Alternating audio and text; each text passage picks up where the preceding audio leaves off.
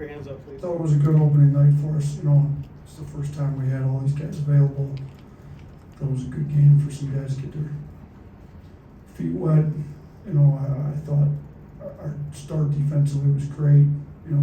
Thought Mark Sears' defensive efforts significantly better than what it was last year. I think you guys can all see it. The one possession, we didn't end up finishing it well. We ended up fouling a three-point shooter, but just his effort on the ball. I love the fact that the crowd recognized how hard he was playing on defense, got into it.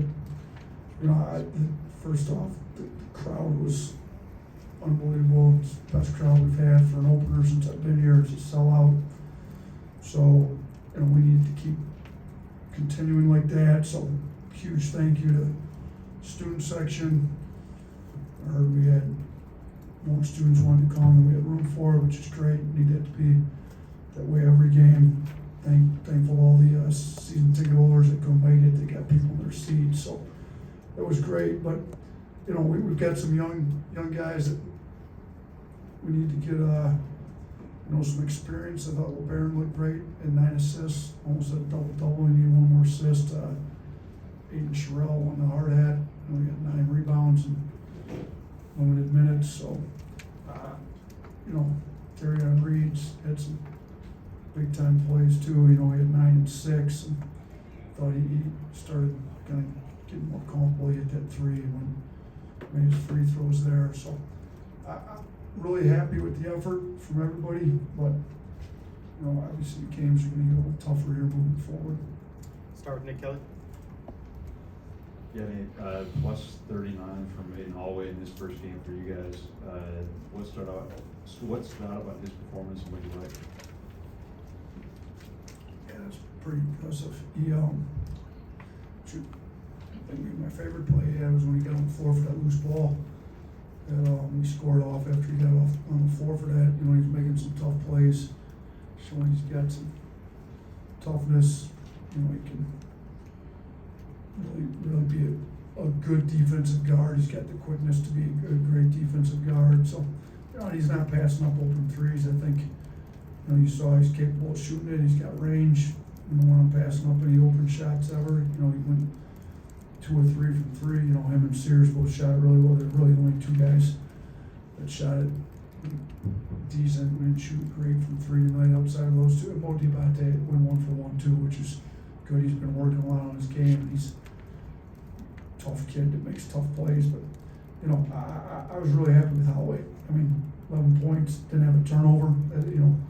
Kind of the questions that maybe came up were with some of the stuff in practice, maybe some exhibitions where we need him to be a better defender, need him to take care of the ball. I thought he was pretty good on defense. I thought he took care of the ball, and we know he could shoot it, and he shot it really well tonight. Blake. Yeah, you mentioned the defensive effort, but how much better equipped do you think this team is to be a good defensive team from a length and personnel standpoint? Yeah, you saw it early in the game. They couldn't get a shot off. They were blocking shots. Barron had a block, Darian had a block, Jared Stevenson. You look down the list, we had 4 different guys that blocks. Jaron, Darian, Barron's got length at the guard spot. Cliff's obviously a big time rim protector. He had 2 blocks tonight. So, but then we also got guys that Mo Diabate's got length, Grant Nelson's got length. I think we can be a great defensive team if we continue to keep the right mindset. We held them to a .74, which is good, very good. I think we can be better. We give up too many awards. We fouled 3-point shooters twice, which isn't good defense. But I thought it was a good first game. Jack. Kind of along those same lines, Nate, you mentioned pregame that Cliff might be a little bit limited, or you're going to try and maybe slow down dealing with some stuff. He still obviously had a big game, but just from some of those other forwards, what did you kind of notice from some of those different lineup combos, and which, if any, maybe stood out to you from a forward standpoint? Yeah, we tried to get everybody decent minutes. Only had 2 guys go over 24 minutes, and they were barely over 24 with Holloway and Sears, and everybody played at least 15 minutes. So I thought it was pretty good. Everybody's between 15 and 24, so we were able to see, like you said, Aiden Sherrill, Jared Stevenson, Mo Diabate, Grant Nelson, Cliff, You know, Darian Reed kind of can play some 3-4. You know, I think we've got a lot of different ways we can go with that. You can put really good shooting on the floor. Aiden Shrell at the 5, and you know, Grant and Jaron Stevenson. Jaron's been shooting it really well.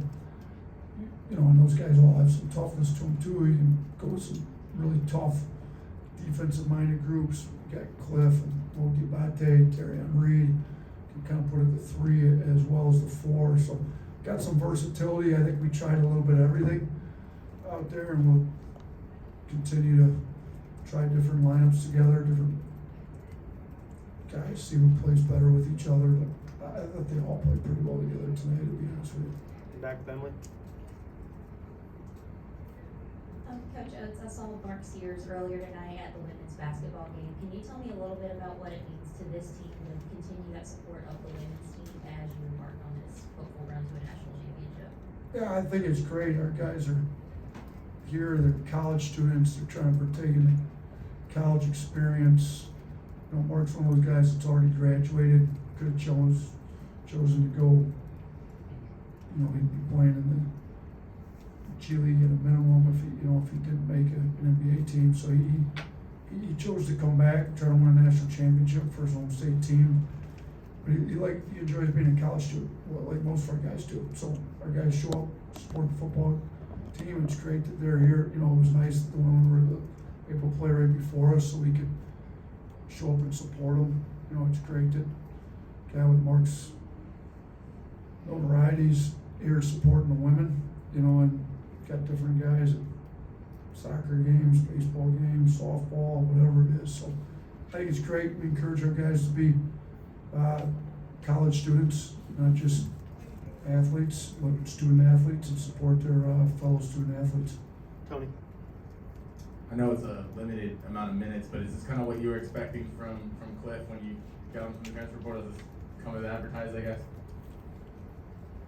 Yeah, you know, we're going to try to limit his minutes to a lot less than what he played at Rutgers, just because our pace is so much faster, and he needs to be super explosive in his minutes. You know, bigger games, he'll probably play more than 19 minutes like he did tonight, but 16 and 8 in under 19 minutes is pretty efficient basketball. So I don't know that I'm going to expect 16 and 8 and 19 minutes every night, but you know, whether the minutes end up being 20, 25, whatever they're being, you know, we expect him to, you know, he's 6 of 6 from the floor, 4 of 4 at the free throw line, 2 blocks, 8 rebounds. It's a pretty efficient night, 19 minutes. So it doesn't get much more efficient than that. So that is similar to what we expected out of him. But, you know, expect a lot of our front court guys to finish at a solid rate at the rim. So happy to see him play so well his first game here for us. Drew. Coach, yeah, the team had 21 assists. The ball, you know, was really moving, especially early. What did you think about how the offense as a whole? Yeah, I thought once we settled in, it got a lot better. We had way too many turnovers the first half. I think we had 9 assists, 8 turnovers the first half. Turning around, 12 assists, 2 turnovers. Second half, you know, LeBaron having 9 assists as a freshman. Pretty impressive.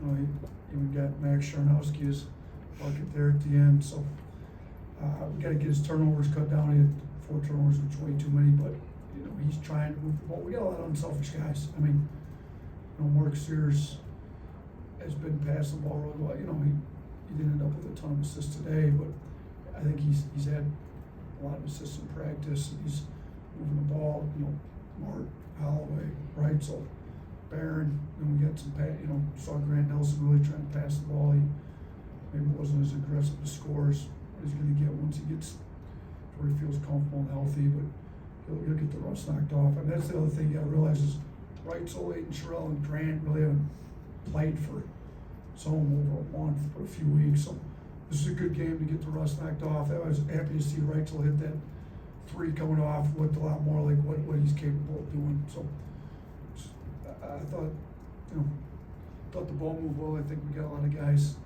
Talked a lot about Mudita the second half of last season. I thought we had it. Guys were happy for each other on the bench, happy for each other in the game. 100. 56 points in the paint and 18 attempted guard numbers we're used to seeing from Alabama the past couple of years. Has the increase of depth in the front court kind of changed the play style and game plan a bit? You know what, I mean, we shoot 46 against Wake Forest. Steven, how many threes we take against Wake Forest? Anybody remember, was it 46, is that correct? Oh, yes. Yeah, so here's what I'd say to that. People ask me all the time, how many threes, is ideal for your team? Well, we've averaged about 30 every year I've been here. So, look, we'll take 50, we'll take 18. Whatever the defense is giving us, we're gonna take. We're gonna try to be the most efficient team in the country. We were the second most efficient team in the country last year, behind UConn. Now we were number one for most of the year, and Charlie got hurt. Charlie's the fourth most efficient player in the country. When he got hurt, we slipped from first to second. So if we've got a distinct advantage in the paint like we did tonight, we'll go to it.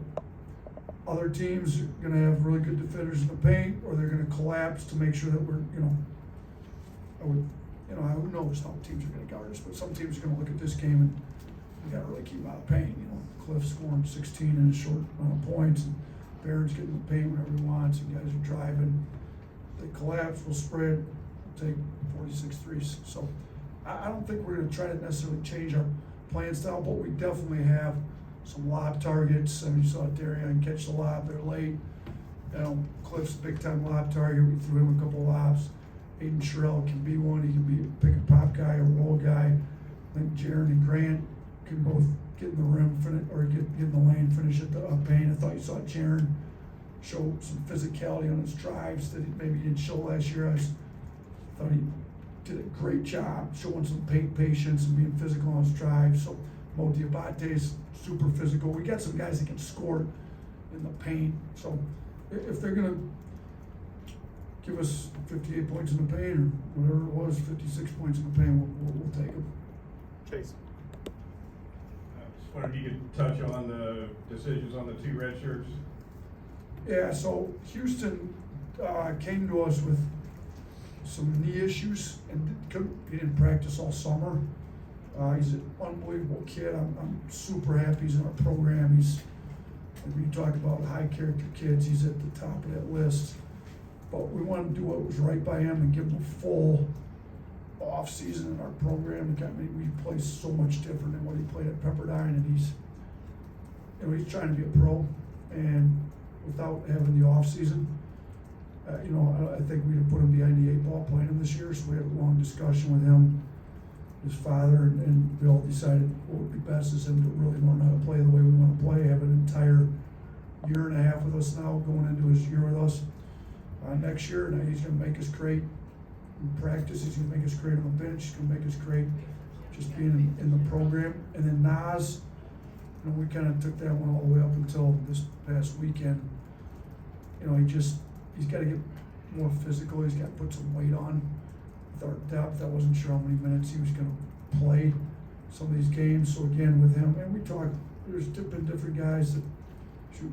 Preston Murphy, coach wanted Creighton, kid Justin Patton, redshirted to put on weight. Then he played 1 year and left after the 1 year after redshirted. So we still think Nas has ridiculously high upside. He's 6'7", 6'8" guard, shoots it really well with all kinds of athleticism. We just got to put on a lot of weight and figure out kind of how we play. So we just thought it'd be smart, with Nas particularly. If you're playing in a game, you can't really lift. He's going to lift, get his diet, his nutrition the way it needs to be. He can lift the day before a game, the day of a game. He can really focus on putting some weight on, so he's a lot more physical to play for us next year. 2-1, right here. Coach, you've talked about for this team to do what it wants to do this season, it starts with bringing it game one from an intensity, effort, energy standpoint. What'd you like from this one, and what do you take as these tough games for down the road? Yeah, I thought we brought it with the intensity. I think there's plenty of stuff we need to clean up. But as far as effort and all that stuff goes, I thought it was really good. I thought our guys played hard.